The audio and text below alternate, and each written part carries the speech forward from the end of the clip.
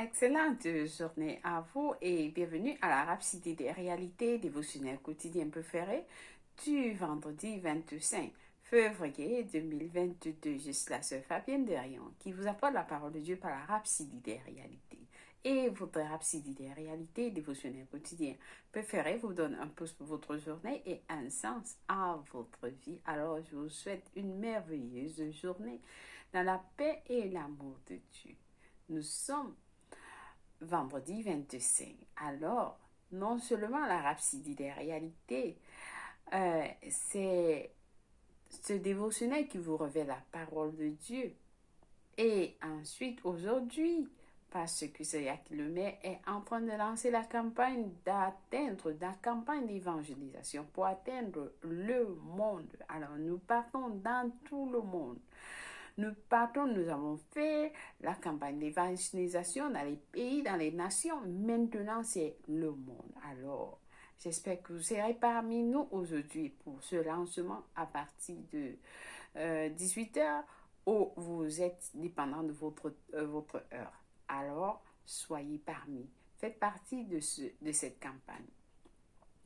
Vous pouvez sponsoriser la Rhapsodie des réalités pour qu'elle soit distribuée dans votre village, dans votre quartier, dans votre nation. Vous pouvez aussi faire partie de la prière pour que cette campagne avance. Amen. Que l'évangile de Jésus-Christ soit prêché partout dans le monde. Alléluia. Alors soyez bénis pendant que vous faites cela. Aussi, lorsque vous recevez les messages, s'il vous plaît, partagez les messages avec les autres, afin qu'ils soient bénis comme vous avez été bénis. Amen. Béni soit l'Éternel. Alors, aujourd'hui, nous allons passer directement à notre message du jour, parce que Césaire qui le met va nous enseigner sur le sujet intitulé « Suivez et faites confiance à la parole ». Suivez et faites confiance à la parole. Notre verset du jour est tiré de Romains 8, verset 5.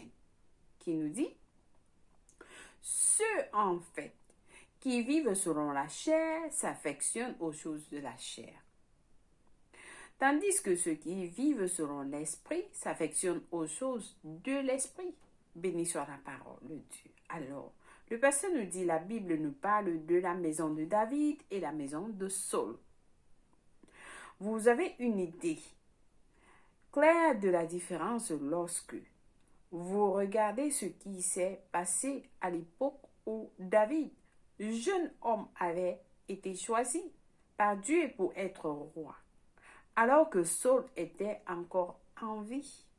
Béni soit la parole de Dieu. Alors, vous pouvez lire cette histoire dans Samuel, dans le livre de Samuel, 2 Samuel ou 1 Samuel.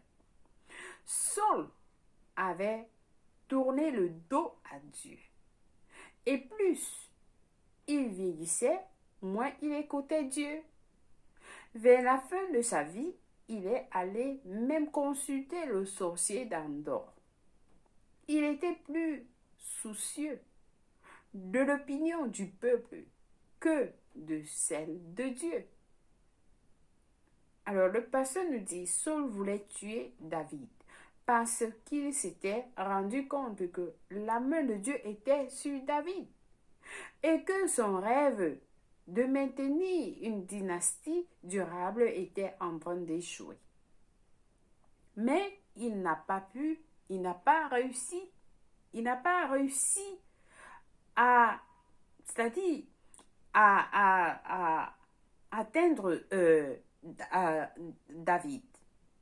Alors, finalement, Saul est mort. Mais sa maison a continué à persécuter David à cause de ses ambitions égoïstes. C'est pourquoi la Bible dit qu'il y a eu une longue guerre entre la maison de David et la maison de Saul. Vous pouvez lire cela dans 2 Samuel 3, verset 1. Il y a eu une longue guerre entre la maison de David et la maison de Saul.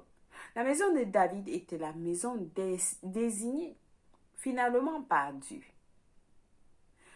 La maison de Saul était devenue la maison de la chair, la maison du péché et des ambitions égoïstes. Aujourd'hui, on pourrait comparer cela aux enfants de Dieu. Le pasteur nous dit, qui, bien qu'ils aient été choisis par Dieu, n'écoutent plus Dieu.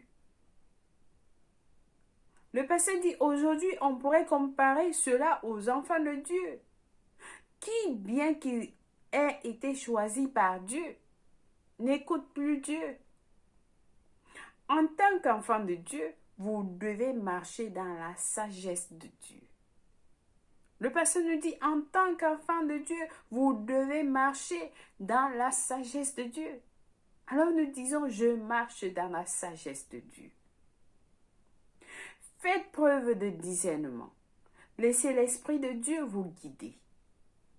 Suivez et faites confiance à la parole de Dieu.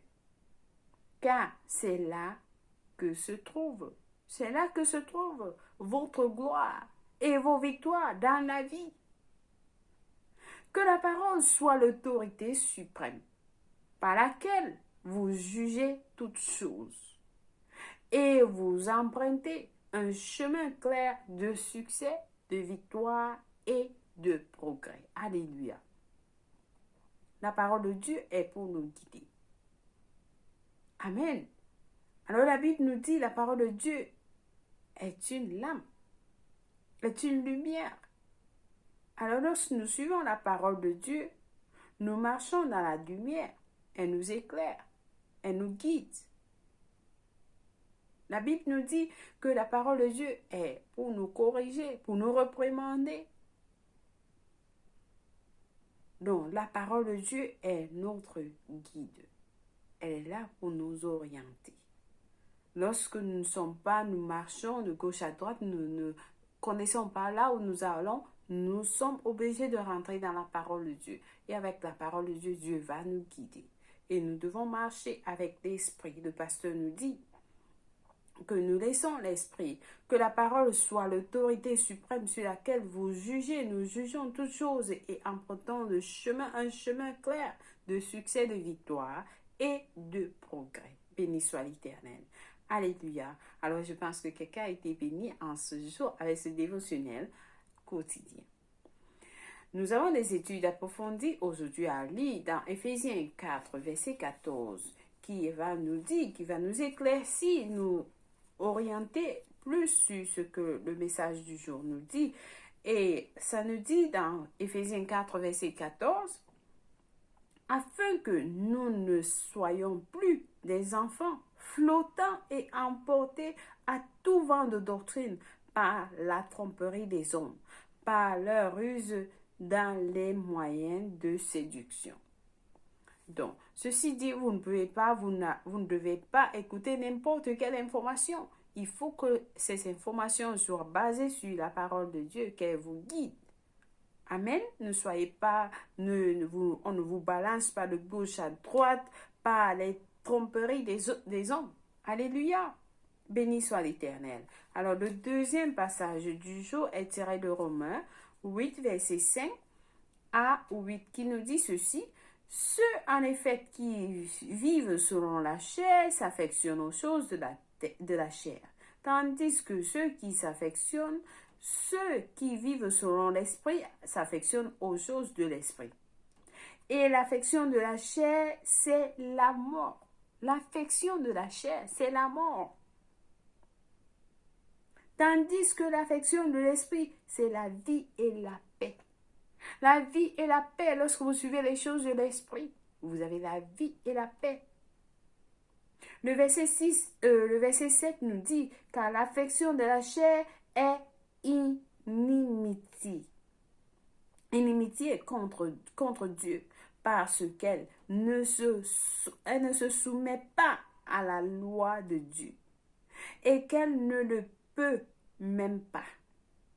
Or, ceux qui vivent selon la chair ne sauraient plaire à Dieu. Lorsque vous vivez selon la chair, vous ne pouvez pas plaire à Dieu. Amen. Alléluia. Donc, nous avons à vivre selon l'esprit. Nous vivons selon l'esprit parce que Dieu est esprit et nous sommes des esprits aussi. Donc, nous vivons selon l'esprit. Ceux qui vivent selon la chair, il plaise et s'affectionne aux choses de la chair. Amen. Mais nous sommes les enfants de Dieu. Nous vivons selon l'Esprit. Amen. Béni soit l'Éternel. Alléluia. Alors, nous allons passer à la confession du jour. Et nous allons confesser avec passion en disant, la parole de Dieu est l'autorité suprême par laquelle je juge toutes choses. Mon sentier est toujours inondé de lumière, car mon esprit est ouvert à la parole et au Saint-Esprit pour être guidé, conduit et instruit. Par conséquent, j'emprunte un sentier aplani de progrès, de victoire et de succès, car j'ai la lumière de la vie. Dieu soit loué. Alléluia, béni soit l'Éternel. Alors, nous avons des études bibliques de 1 an aujourd'hui à lire dans Marc 7, verset 1 à 23, Lévitique 26 à 27. Et puis pour la lecture biblique de 2 ans, nous avons à lire Acte 21, verset 18 à 26. Béni soit l'Éternel. Et nous avons à lire le psaume 42, verset 41. Loué soit Dieu.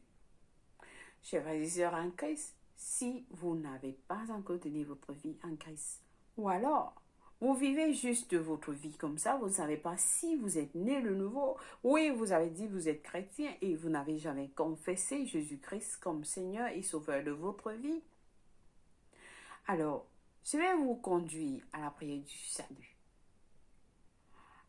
Le pasteur nous a montré, il nous a montré dans Romains 10, verset 9 à 10, qui nous montre ce que le Seigneur nous a dit. Comment est-ce que vous pouvez naître de nouveau? Alors, si vous demandez, vous avez besoin de quelque chose, vous demandez et vous recevez. Et je vais vous conduire en Christ, vous allez recevoir le Seigneur Jésus-Christ comme Seigneur et Sauveur de votre vie. Amen. Et votre vie, ce sera la meilleure décision que vous aurez faite dans toute votre vie. Et vous aurez un sens dans votre vie. Alors, je vous en prie de prier cette prière avec moi de tout cœur, en disant au Seigneur Dieu, je crois de tout mon cœur en Jésus-Christ, le Fils du Dieu vivant. Je crois qu'il est mort pour moi à la croix, et Dieu l'a ressuscité des morts. Je crois qu'il est en vie aujourd'hui. Je confesse avec ma bouche que Jésus-Christ est le Seigneur de ma vie. À partir d'aujourd'hui, par lui et par son nom, j'ai la vie éternelle. Je suis né de nouveau. Je suis désormais un enfant de Dieu. Merci Seigneur Jésus pour ton précieux Saint-Esprit. Je le reçois maintenant dans mon cœur afin de m'aider à vivre une vie chrétienne efficace. Je peux parler en langue de l'Esprit, poser mes mains aux malades pour qu'ils guérissent. Je suis la justice de Dieu en Jésus-Christ. Alléluia. Alors, félicitations. Si vous avez prié cette prière, je vous rassure, Dieu vous a écouté et il vous a répondu. Oui, votre vie a un sens. Et c'est le début de toutes choses. Alors, pour mieux connaître qui vous êtes, ce que Dieu dit de vous, ce que Dieu a fait de vous, ce que Dieu vous a donné, nous avons un livre intitulé « Maintenant que vous êtes né de nouveau ». Ce livre va vous apprendre beaucoup de choses. Il va vous enseigner ce que Dieu a fait de vous, ce que Dieu vous avez reçu. Amen. Alors, contactez-nous au www.rapsidilerealité.org pour plus d'informations. Ou alors, vous pouvez le télécharger à www.rapsidilerealité. C'est gratuit pour vous. C'est un don. Amen. Béni soit l'Éternel. C'est gratuit. Alors, si c'est vous, soyez bénis au nom de Jésus-Christ. Si c'est votre anniversaire, nous vous souhaitons joyeux anniversaire. Excellent anniversaire. Aujourd'hui, que l'amour de Dieu, la main de Dieu soit sur vous. En tout ce que vous entreprenez de faire, soyez bénis abondamment. Au nom de Jésus-Christ, nous déclarons la prospérité dans votre vie, le succès, les bénédictions. Au nom de Jésus-Christ. Amen. Béni soit l'Éternel. Alléluia. Donc, merci, chers frères et sœurs, d'avoir suivi la rhapsodie des réalités dévotionnelles quotidiennes de ce jour. Je vous aime et Dieu vous aime plus. Au revoir.